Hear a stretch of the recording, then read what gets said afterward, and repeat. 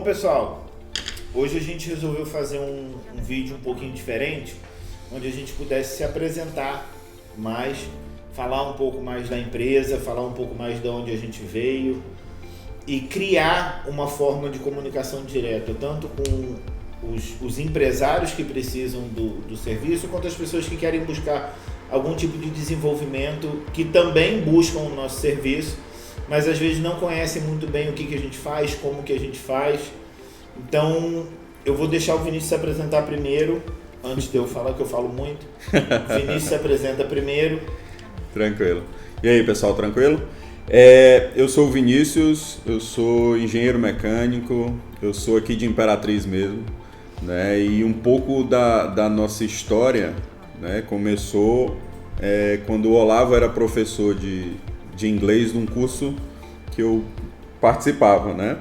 Ele era professor e coordenador.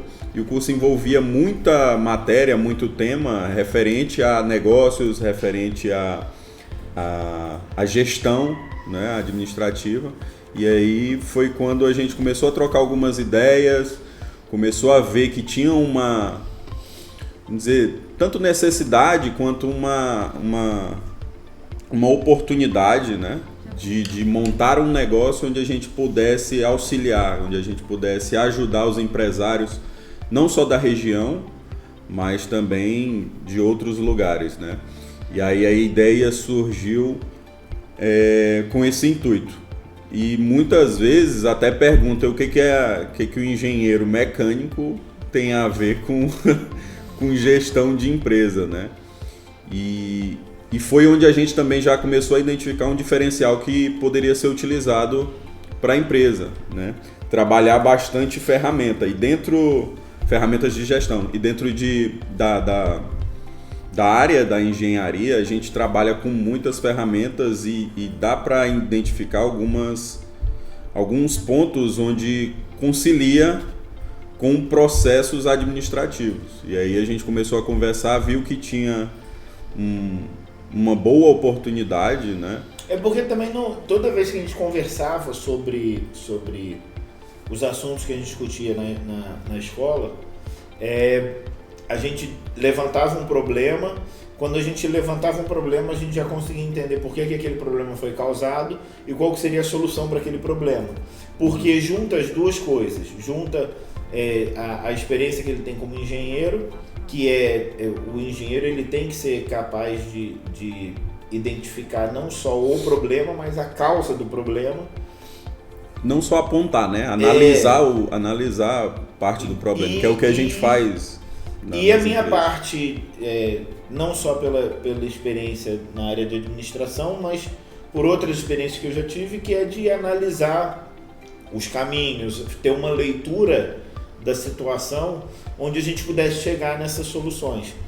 E nisso a gente conseguiu entender que o mercado estava carente por alguém que fizesse uma análise específica para a sua empresa. Muita gente, às vezes as pessoas vão muito, né, no conteúdo que está sendo falado, mas a dica que eu posso passar para o Vinícius, que é dono de uma padaria, não se aplica à dica que eu vou passar para fulano, que tem uma empresa de cosméticos.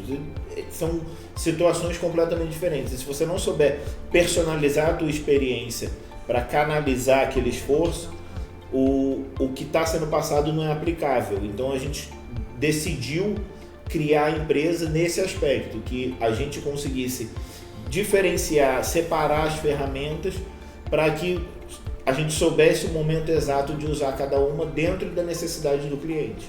Isso. E a ideia da empresa em si, ela já tinha, vamos dizer assim, definida não, mas a conversa inicial já se direcionava para montar uma empresa, né? A gente já tinha uma conversa anterior, né, de identificar essa necessidade, de identificar essa oportunidade. E além disso, identificar que a gente tinha capacidade para atender essa oportunidade, foi que a gente começou a conversar realmente como seria a formatação dessa empresa, né? Como seria o funcionamento, o que ela realmente ia auxiliar os empresários. E aí, no período de planejamento, foi quando surgiu a questão da pandemia, né?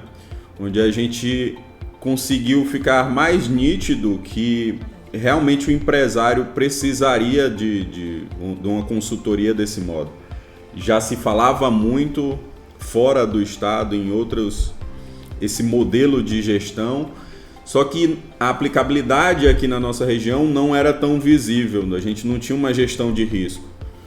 E muitos empresários no tempo colocaram a culpa simplesmente na pandemia, mas a gente viu que surgiram oportunidades na pandemia para aqueles que estavam realmente preparados, pelo menos para uma gestão de crise. Lógico, ninguém estava preparado para a pandemia, mas eles estavam preparados para uma crise, independente de onde fosse a origem da crise, no caso, né? Então, alguns conseguiram se destacar e outros, por essa falta de gestão, acabaram não passando de uma maneira fácil essa fase, né? Teve muito empresário que falava assim, mas eu tinha um planejamento, mas se o teu planejamento não tem um plano de contingência, não tem uma saída de emergência para um cenário de crise, você não tem um planejamento. Uhum. Você está seguindo um sonho, você está atrás de uma meta, mas isso não é um planejamento. E muita gente, porque isso fica claro porque ao mesmo tempo que teve muita gente que sofreu, teve muita gente que prosperou.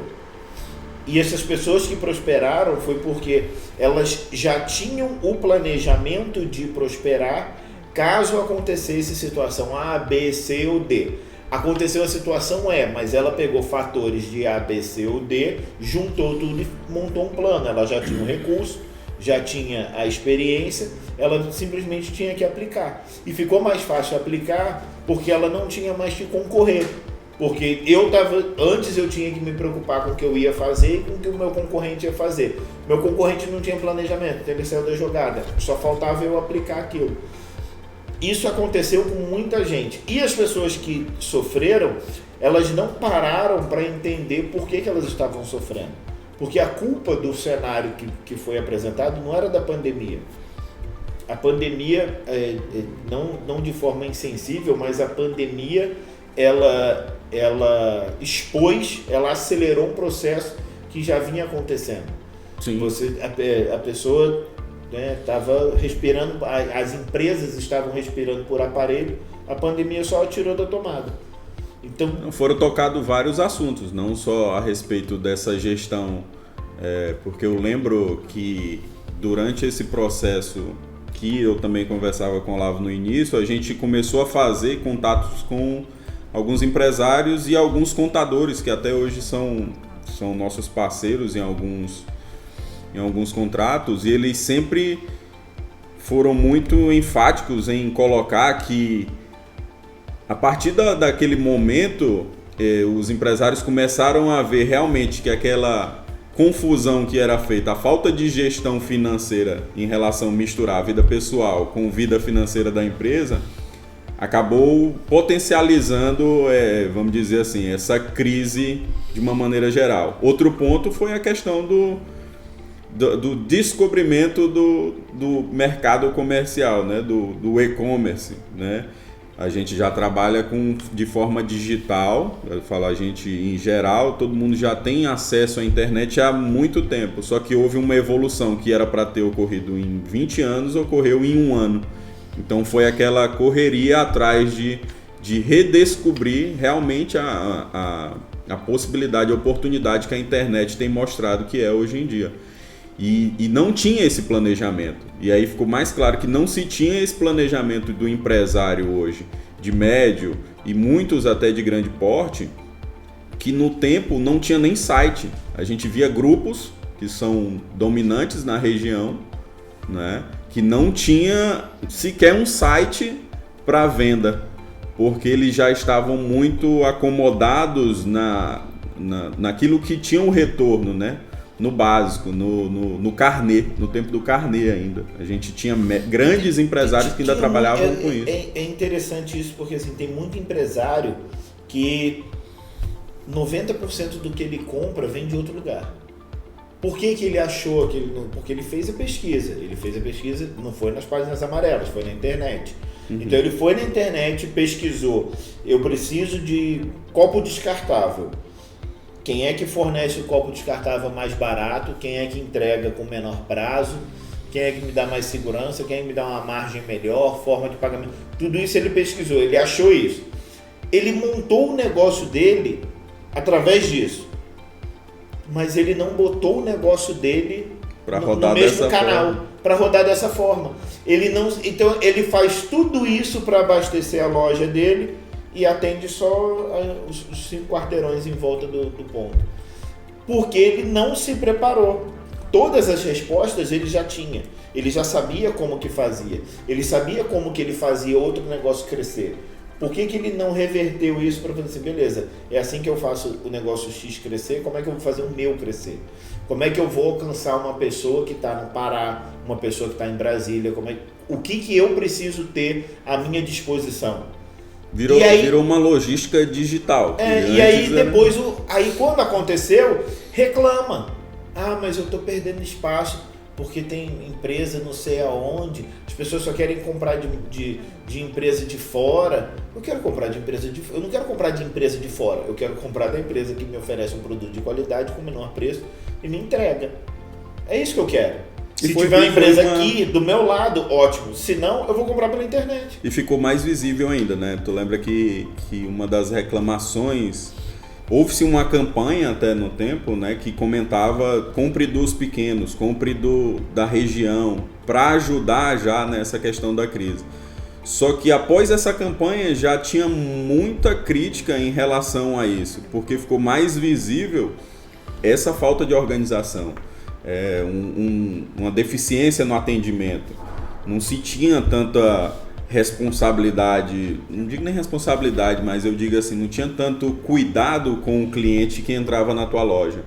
Geralmente o cliente entrava na tua loja, tu não conseguia fazer uma oferta boa, tu não conseguia, vamos dizer, passar uma experiência boa, e as outras empresas grandes que já trabalhavam na internet, elas conseguiam passar uma experiência melhor do que a experiência presencial.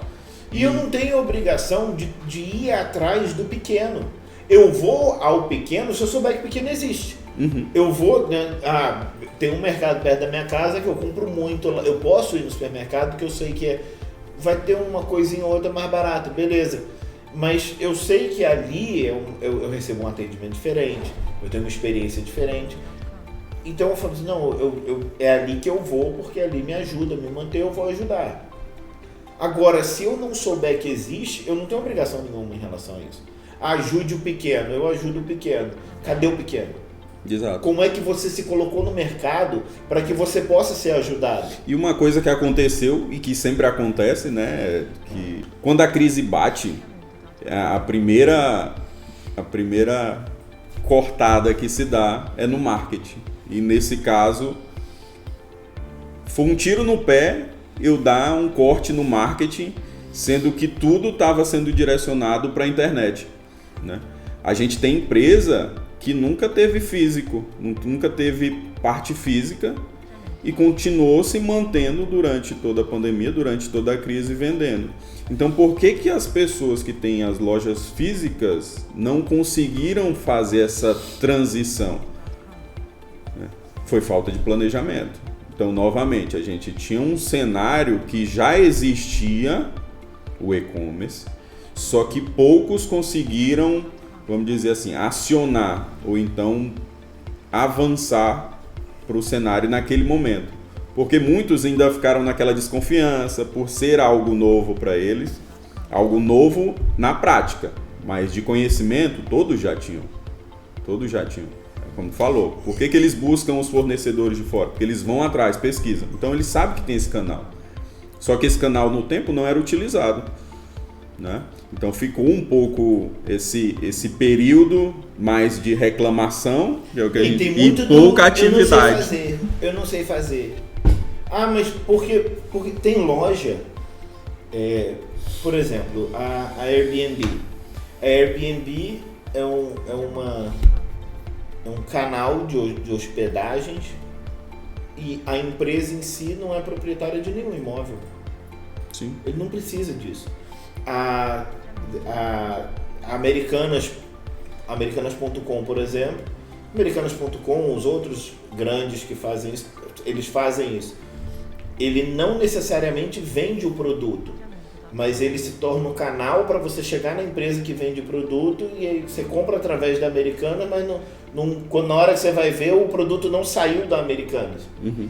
Então, se existe esse meio, como que eu posso transformar isso num meio de rentabilidade para a minha empresa? Você não precisa ter tudo em estoque, você pode ser um canal de distribuição, você não precisa... Você tem que ter forma de chegar no teu cliente. Sim. Uma das minhas empresas é uma distribuidora, eu não preciso manter estoque para fazer essa distribuição, mas é canalizado através da minha empresa.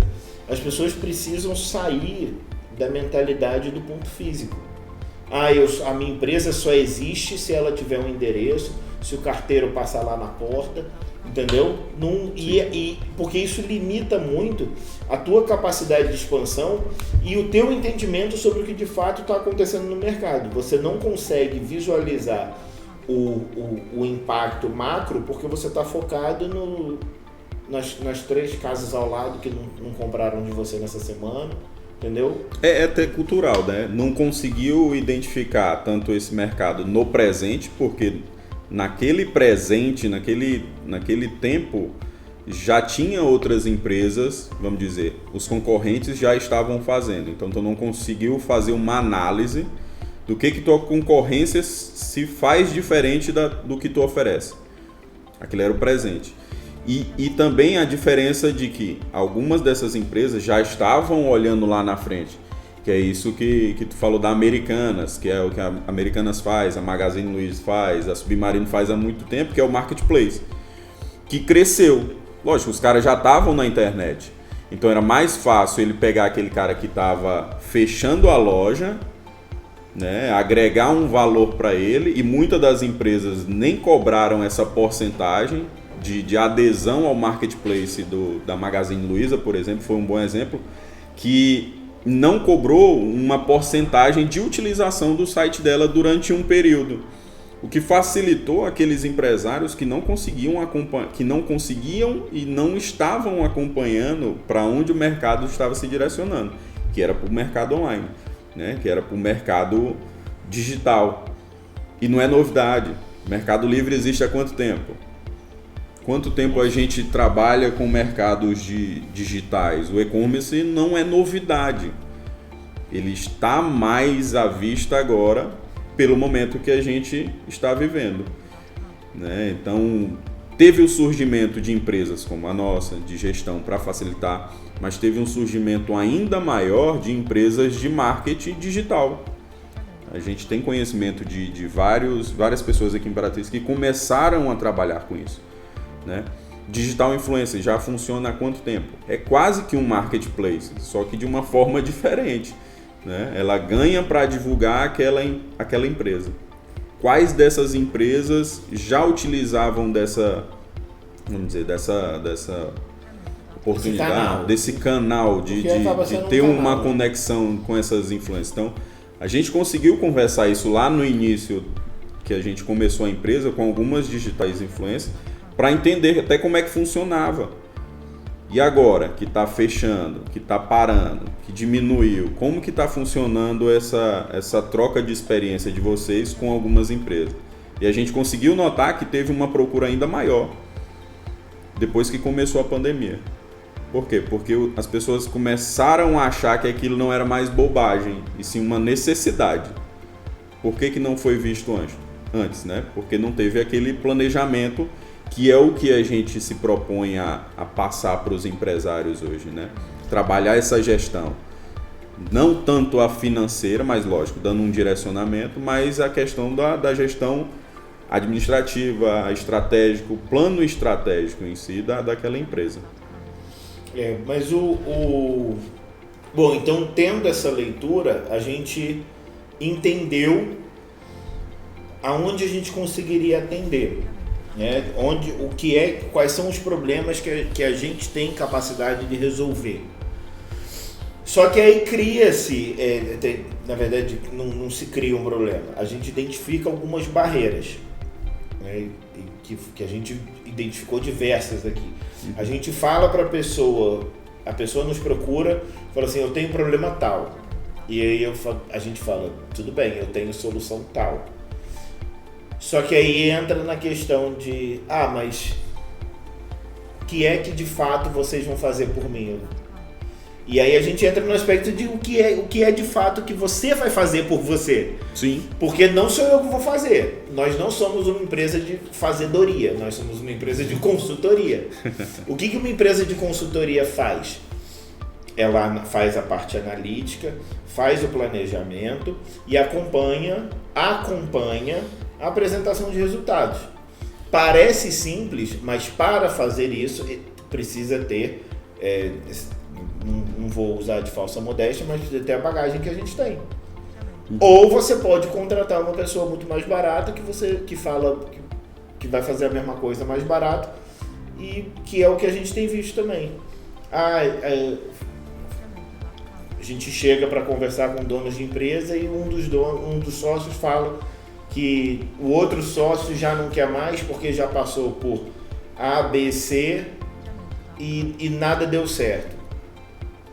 E aí como que eu faço para provar para ele que eu vejo isso como uma barreira que a gente tem, como que eu faço para provar para ele que a gente não é A, B ou C, entendeu?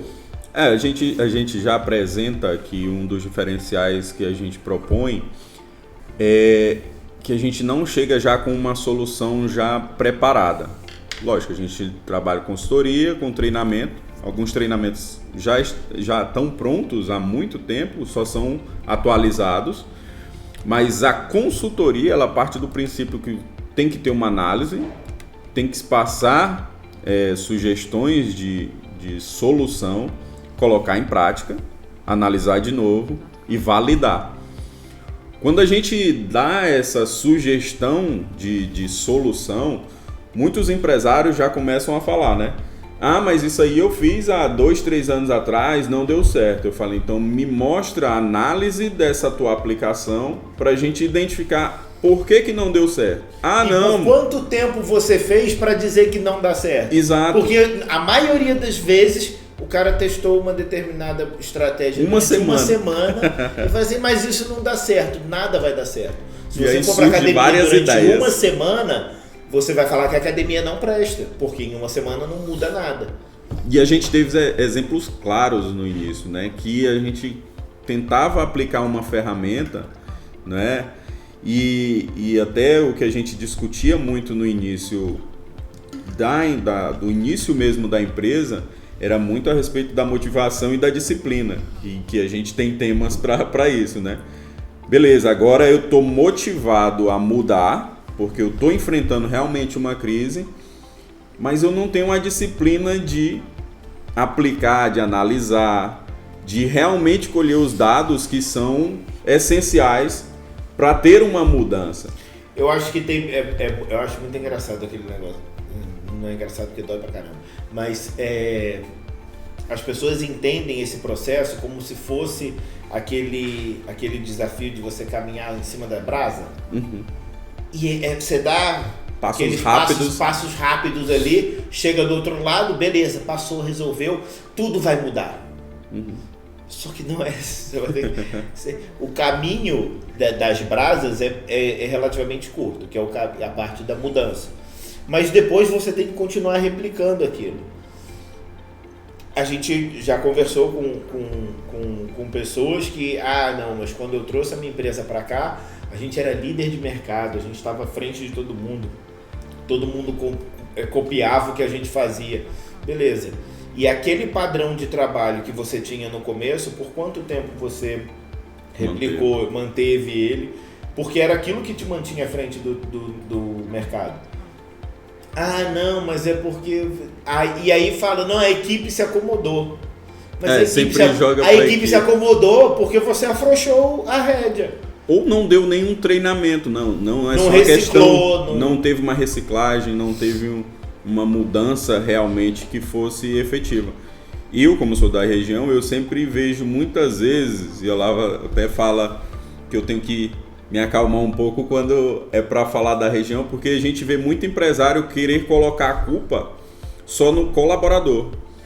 Mas aí você faz uma pergunta para o empresário: quantos treinamentos realmente você deu para ele exercer a atividade?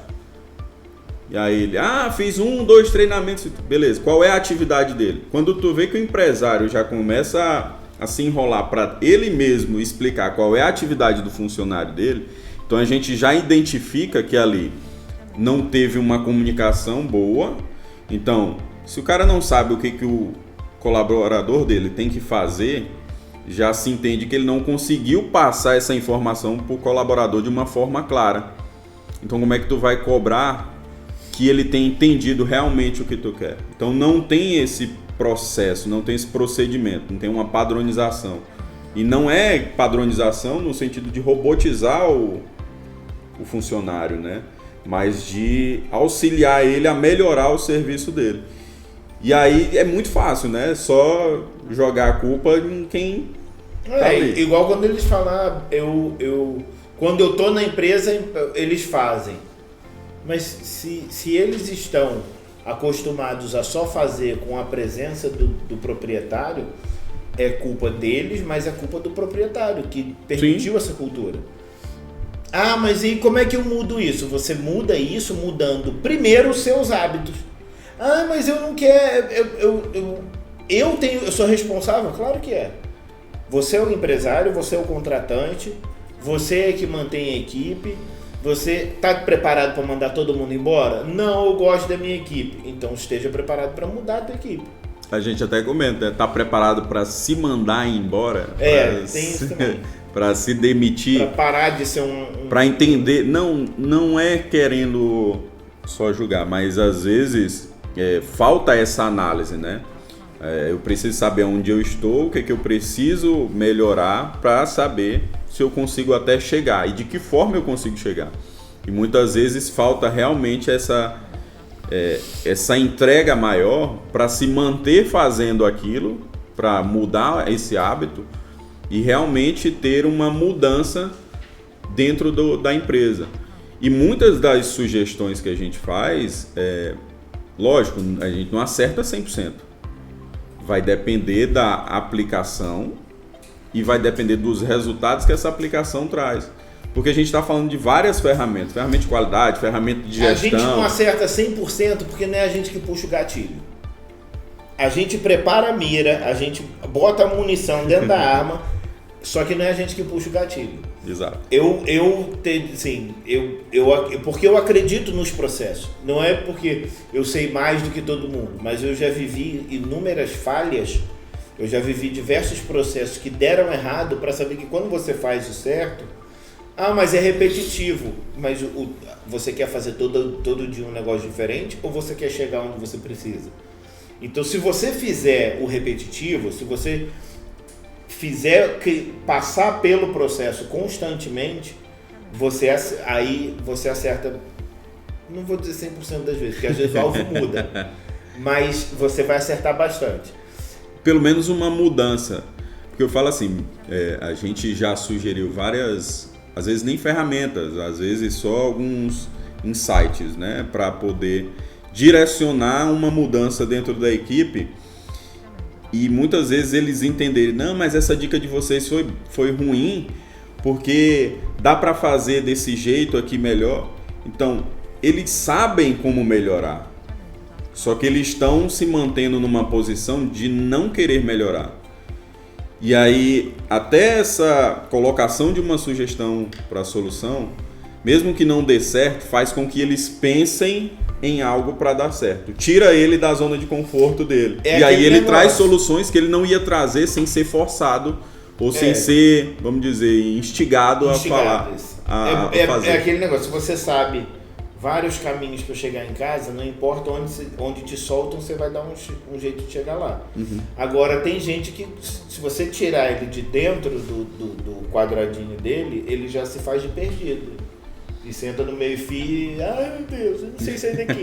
Sabe, é só você olhar os teus pontos de referência, é só você descobrir o caminho que você tem. Só que as pessoas não querem, o que é o que a gente fala muito do problema do empresário, porque eu acredito sim que o empresário tenha responsabilidades. Ele tem que proteger a equipe, inclusive da própria equipe, dos vícios, da gestão de conflito. Ele tem que ser protecionista em relação à equipe. Mas ele também tem que ser o cara que empurra a equipe para aqui. Não que empurra a equipe para frente, que induz o caminho, que conduz. E aí já entra no erro do colaborador, que é daquele negócio assim, não, eu não estou fazendo porque o que eu preciso para isso não foi providenciado. Eu não visito o cliente porque a empresa não me deu um carro zero. Eu não ligo para cliente, eu não me comunico com o cliente porque a empresa não me deu um iPhone. Ele se limita, ele vai se limitando e ele não vê que isso só é prejudicial à empresa, isso é prejudicial para ele também, né? Ele acaba se limitando, então deixa de evoluir, deixa de sair da zona de conforto dele, porque ele está jogando ali a culpa para o empresário, para a gestão da empresa, para o gerente que me cobra demais, para o gerente que quer que eu faça outra função, me tire da minha função. Tem sempre esse negócio da função, né? Não, isso não é minha função. Eles não agregam essa visão de empresa, né? Até onde a empresa pode chegar, ou até onde a responsabilidade do meu colega ali de trabalho possa interferir ou possa auxiliar no meu serviço. Então fica sempre se limitando a algumas ações. E aí isso é um dos problemas que a gente também vê, né? Não vê tanto engajamento com a empresa. Eu tenho a minha análise em relação a isso vai muito a pessoa que reclama porque recebeu algo que não era da função dela, a pessoa que reclama, não todos. O que reclama, ele recebeu essa função a mais porque estava se mostrando ocioso em relação à função base dele. Por quê? O cara que trabalha bem, o cara que trabalha muito, a pessoa que trabalha muito, vai fazer toda a função dele e não vai ter reclamação. E quando ele receber algo a mais, ele não vai ver isso como tipo, estou recebendo um negócio que não é da minha função. Ele vai ver isso como mais uma responsabilidade, porque ele vai trazer um crescimento para ele. Então ele não reclama.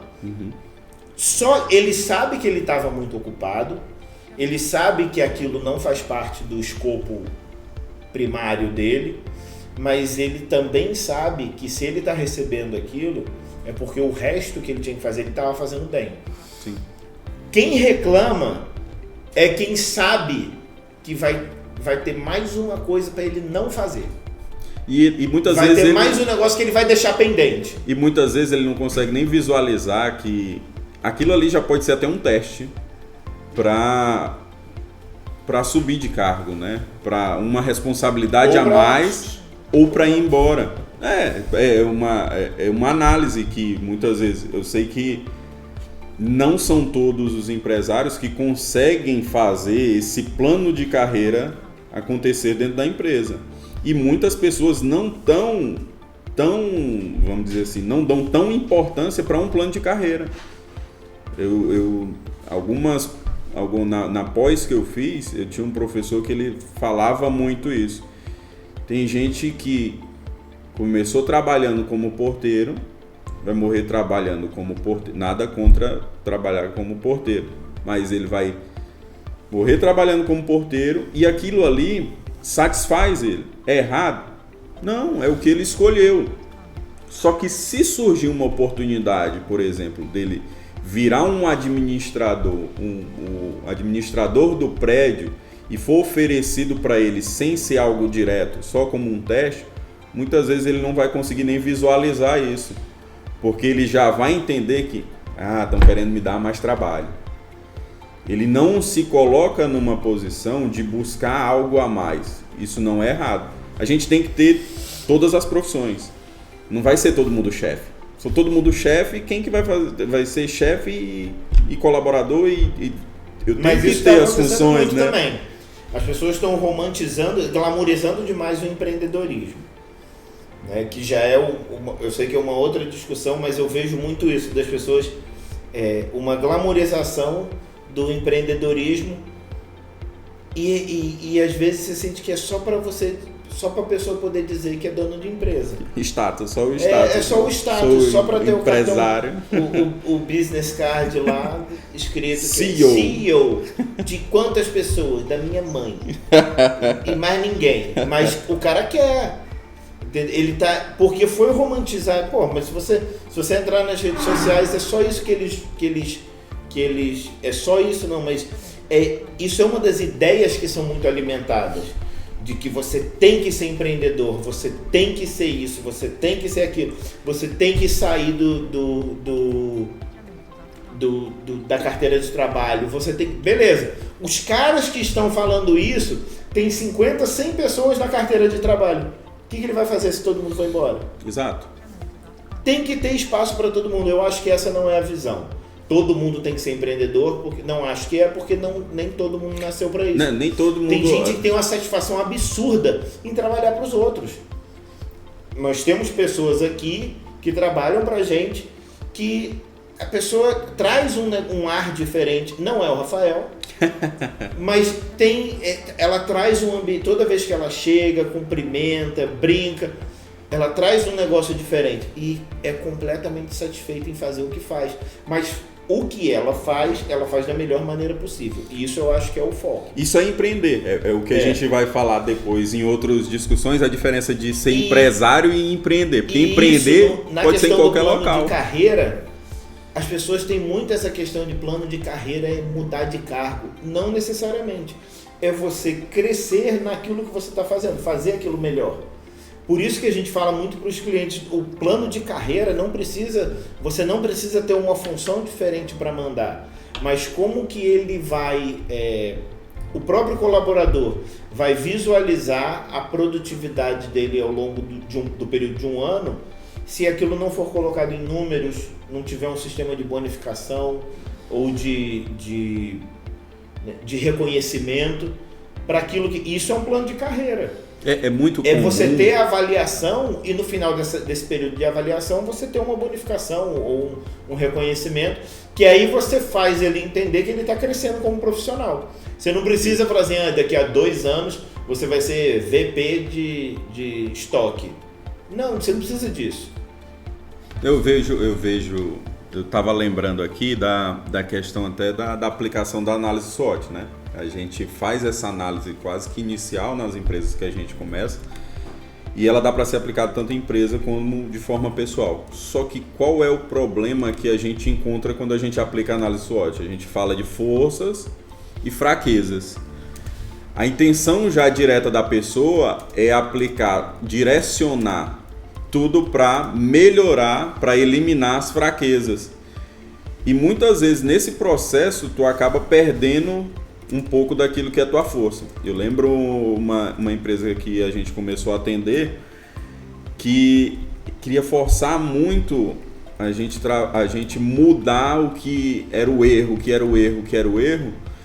e teve momento que o atendimento, que era o principal deles, que era uma força deles, que todo mundo já elogiava, começou a cair, porque eu comecei a tirar o foco daquele atendimento para mim poder consertar outra situação.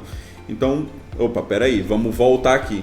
É melhor eu ser o especialista naquilo que eu tenho uma força, daquilo que eu já me identifico, porque aquilo ali vai acabar sobrepondo as minhas fraquezas. Eu não preciso ser bom em tudo 100%. Né? Eu preciso ser bom naquilo que eu já faço bem. Então, como eu posso melhorar essa minha força? E é muitas vezes isso que acontece. O empresário chega para o colaborador e acaba não querendo dizer que só vê, só critica, tem que elogiar, passar a mão na cabeça, pegar na mãozinha, beleza. Não, mas você pode incentivar ele a melhorar aquilo que ele já é bom. Né? Ele ser realmente bom naquela função que ele faz. De que forma? Tentando melhorar os outros aspectos que ele já é fraco? Não, dá pra gente tentar, vamos dizer, não deixar aquilo afetar o que já é bom. e melhorar mais ainda o que é bom. Se você capacita e se você bonifica, você não precisa estar toda hora dando tapinha nas costas. Isso. Você não precisa ficar, parabéns pelo seu trabalho. Não, meu amigo, no final do trimestre, quando você receber a tua bonificação, você vai ver que está tudo bem, que você faz parte da empresa, que a empresa quer você aqui e você é um bom funcionário. Você não precisa ficar, muito bem, olha no espelho e fala, eu quero, eu posso, eu vou conseguir. Não, bicho, levanta, vai trabalhar, faz o melhor que você pode, e aí quando você fizer o melhor que você pode, se no final desse período você não estiver recebendo nenhum reconhecimento, aí você faz uma abordagem para ver o que é que está acontecendo. Agora, esse negócio de toda hora eu preciso de validação. E muitas vezes essa validação ela não é feita da forma correta porque eu não analiso. O que a gente encontra bastante de problema nessas horas é justamente uma forma de avaliar, que é uma das ferramentas que a gente coloca dentro das empresas, que a gente começa aplicando, é a forma realmente de avaliar. Porque muitas vezes o funcionário é bom, tá ali fazendo, ou então é mediano, mas por um conflito às vezes até pessoal, durante uma semana eu entro em conflito com o Olavo, então aquele funcionário que era bom, eu já começo a verificar apenas as coisas ruins dele. E aquilo ali acaba transformando um funcionário em alguém ruim, sem eu ter realmente um número, um dado que valide aquela observação. E você perde referência de como validar. Daqui a pouco você está elogiando a roupa do cara, você não tem mais o que falar para ele. Entendeu? Porque já foi. O funcionário é bom muitas vezes porque ele é amigável com o chefe. O cara é amigo, concorda tudo, concorda com o chefe, tá sempre ali do lado do chefe. O que o chefe fala, é isso mesmo, chefe, é isso aí, vamos mudar e tudo. Mas cadê a mudança? Cadê o resultado dele?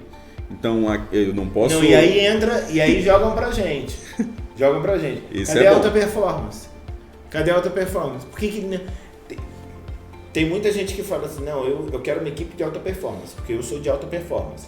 E aí você vai ver a pessoa, na verdade, ela tá vendo, eu não consigo ficar quieto. Não, você não tem alta performance, você não é de alta performance, você tem tique nervoso.